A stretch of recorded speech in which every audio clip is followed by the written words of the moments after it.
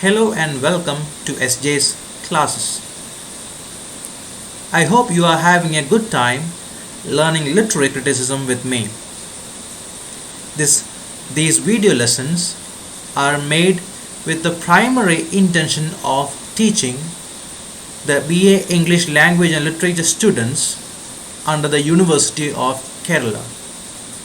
But as literary criticism is an area which is open to exploration by all those who love literature, these videos can be utilized by all the students of literature as well as all who are working in the field of English literary criticism.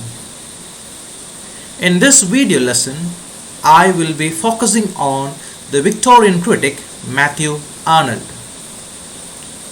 But before I start discussing Arnold, it's important to have an idea regarding the Victorian age. Let us have a sneak peek into this age in the history of English literature. The period before Victorian age was one that of great conflict, especially between the neoclassical school of the 18th century and the Romantic school of the early 19th century. I had spoken about this in my previous video lesson. Romantic age evolved as a reaction to the previous neoclassical age. Whereas neoclassical age gave more importance to reason and rationale and city life, Romantic age evolved out of their love for nature, imagination and country life. And this caused a great conflict between these two periods, the writers of these two periods. The rules of composition framed and followed by the former were summarily dismissed by the latter. The neoclassical age gave more importance to rationale and reasoning, whereas the Romantic age preferred imagination and nature. The Victorian era in England spans the length of Queen Victoria's reign from her inauguration in 1837 until her death in 1901. With its peculiar features, it came down to be a consolidation of the inconsistencies of the previous ages. Let us look at some of the important features or general aspects of the Victorian period. Increase of wealth, the general prosperity of England as a whole on account of its colonial hold over other countries, immense growth in scientific and industrial development are some of the clearly noticeable characteristics of this age. The publication of Charles Darwin's On the Origin of Species in 1859 was a major blow to the traditional religious orthodoxy. As you know, Charles Darwin's On the Origin of the Species challenged the very act of creation of this world by God. It challenged the biblical version of creation, which was the very foundation of Christianity. This wasn't the only major happening during the Victorian era. On the other side, you had the Oxford movement that initiated a higher conception of the institution of the church as possessing the privileges and sacraments ordained by Christ, attracted by some of the best intellectuals of the time such as Cardinal Newman, Keble and Froude. There was also an increased faith in principles underlying democracy.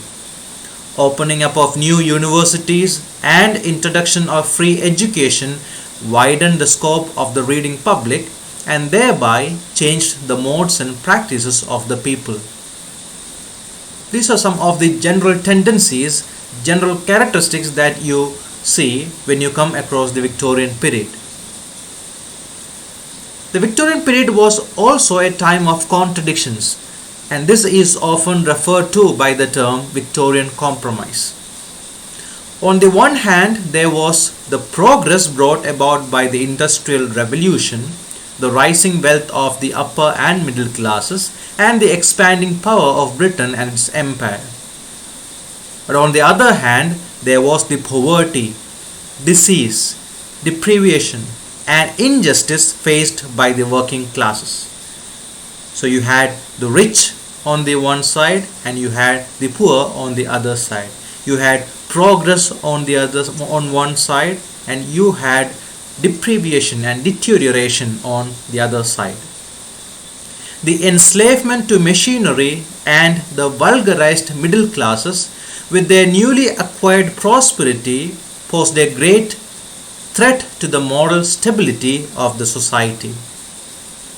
That is when critics like Mathew Arnold, Carlyle and Ruskin came to prominence with their attempts to set public standards in morality, religion and the arts. When you look at Mathew Arnold, you will find that his criticism was basically moralistic. And we just now heard that along with Carlyle and Ruskin, Mathew Arnold was engaged in the business of setting public standards in morality, religion and the arts. Because these things were receding. These things were actually deteriorating in that particular age. Arnold opined that though England had advanced by leaps and bounds industrially, there was deterioration on the moral front. These ideas find vigorous expression in his poem Dover Beach. He felt that it is his duty to rescue his nation from this pathetic state and also to create a climate for the creative artist to function properly. I hope you have read the poem Dover Beach, where ignorant armies clash by night. Such statements, such verses exposes the moral degradation that has been happening over a long time in Victorian England. I hope I have served enough to give you an introduction to the pre-Victorian period as well as the Victorian period. It is under such a circumstance, it is with this background that we must approach this literary critic. Before we move in to the contributions made by Mathew Arnold to English literary criticism, let's have a brief biography of this literary critic. Mathew Arnold was born on December 24, 1822 in Middlesex, England, and he died on April 15, 1888 in Liverpool, England.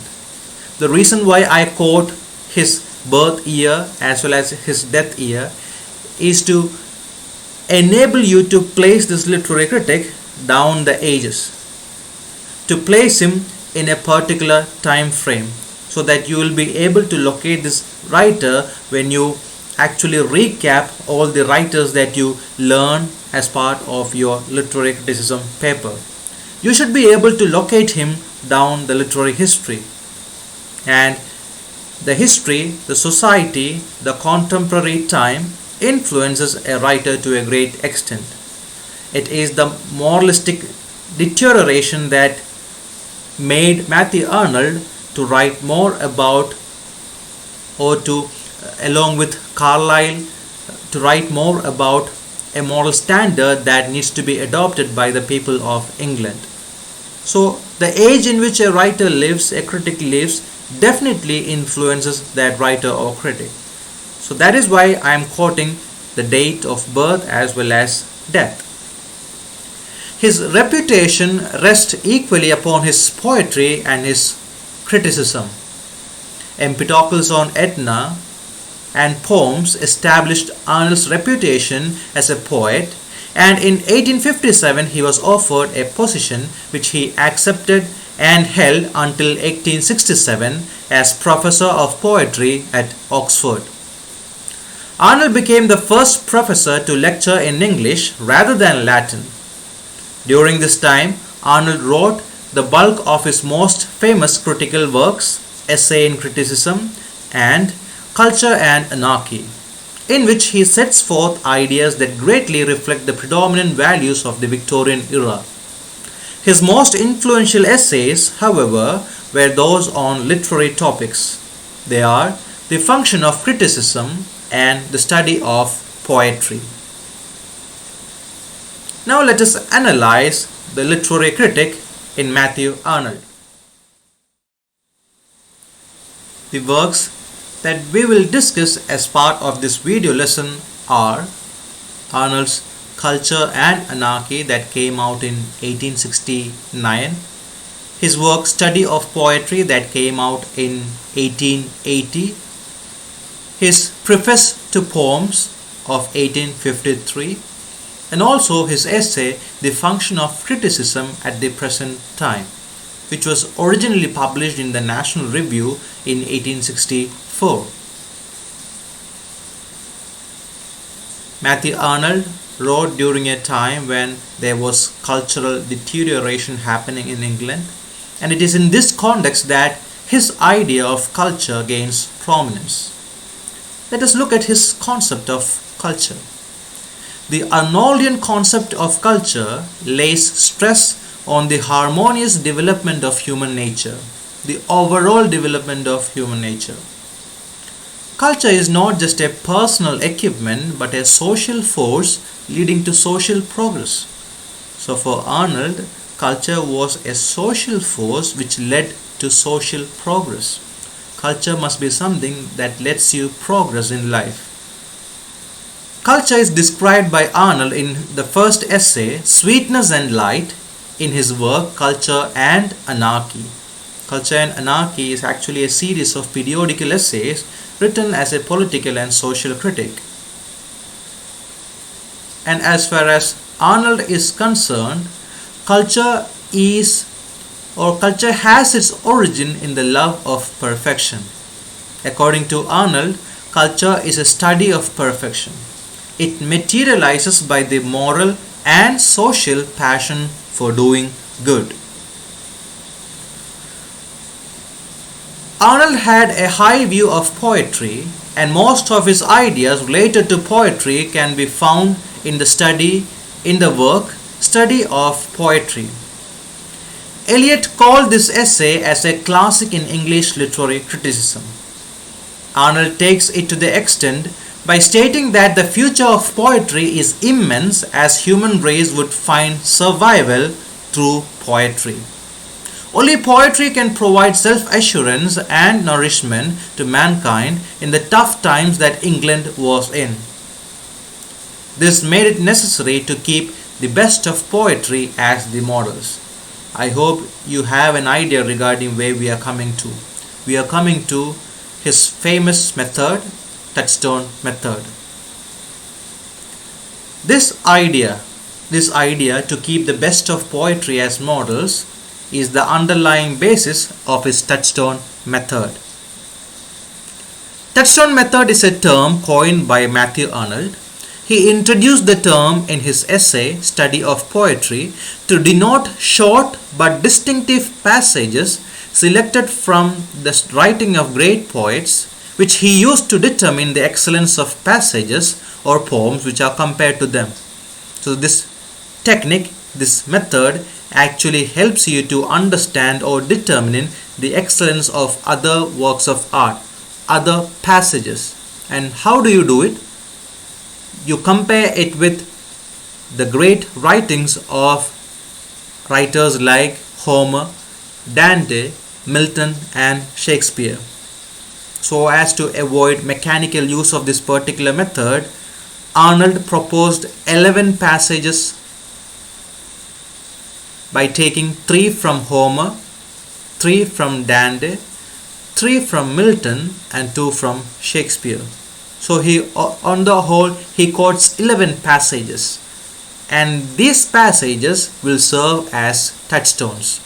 Touchstones, as you know, are stones that are used to determine the value of gold, to know the true nature of the metal. So just like that, Arnold uses these passages from Homer, Dante, Milton and Shakespeare to determine the value, to determine the overall excellence of the passages that you have at your hand. Though historical criticism was a fashionable thing in the 19th century, Arnold consistently opposed it. The first prose work of Arnold was the Preface to Poems of 1853, and for the remaining 35 years of his life, he indulged with great relish in prose writing. In his preface, he rejected the poetry of the Romantics and the Elizabethans and favored poems which are particular, precise, and firm, dealing with human actions and that which appeal to human feelings. Mathew Arnold's statements about the Romantics are very popular. For him, Byron was so empty of matter, Shelley so incoherent, and Wordsworth wanting completeness and variety. Look at his quotes regarding some of the most popular Romantics. He called Shelley a beautiful and ineffectual angel beating in the void his luminous wings in vain.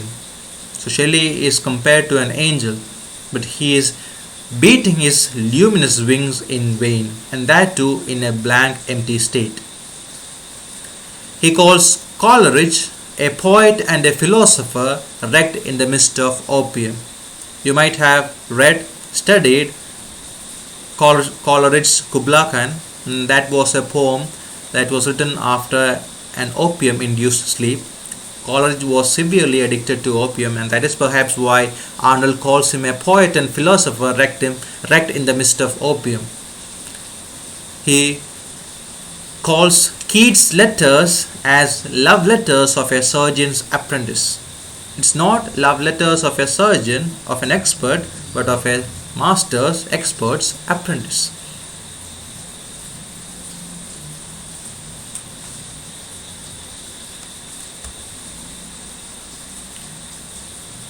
Mathew Arnold's yet another significant contribution to English literary criticism is his essay, The Function of Criticism at the Present Time.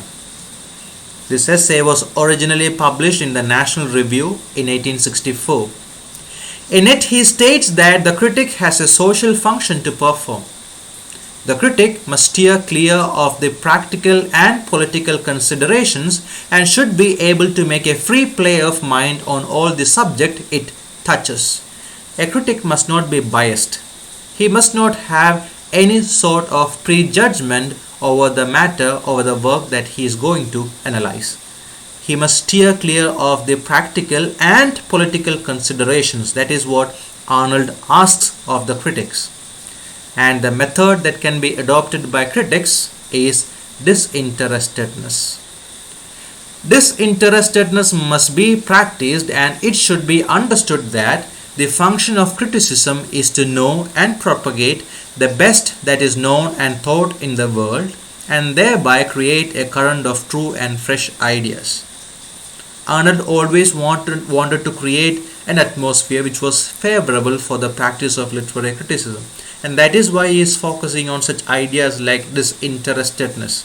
And that is why he says that the function of criticism is to know and propagate the best that is known and thought in the world, and thereby create a current of true and fresh ideas. Only then literary criticism would flourish. He adds on to this and says that for good literature to flourish, two powers are necessary: the creative and the critical. It is a critical power that lets a creative mind see the object as in itself it really is.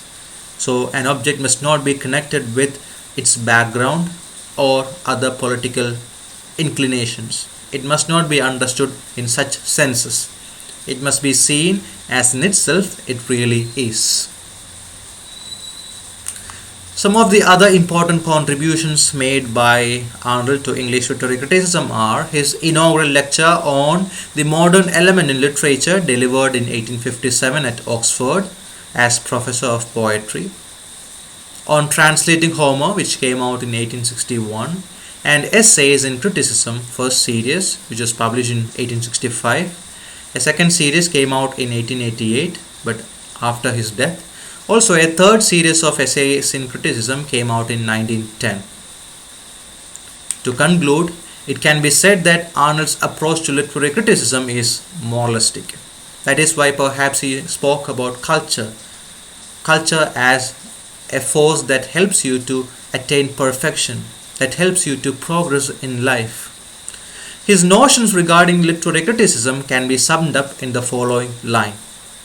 The purpose of the critical power is to see the object as in itself it really is, and for this purpose, criticism should be disinterested, and only then a critic can learn and propagate the best that is known and taught in the world. Thank you so much for listening to me. I hope now you have an idea on Mathew Arnold the critic. It's only the poem that you must have come across as part of your literature learning. I hope now you have a rough idea, at least a rough idea regarding the literary critic that he is. With this, we come to the end of 4th module. In the next video lesson, I'll start discussing the 5th module. Thank you so much for listening.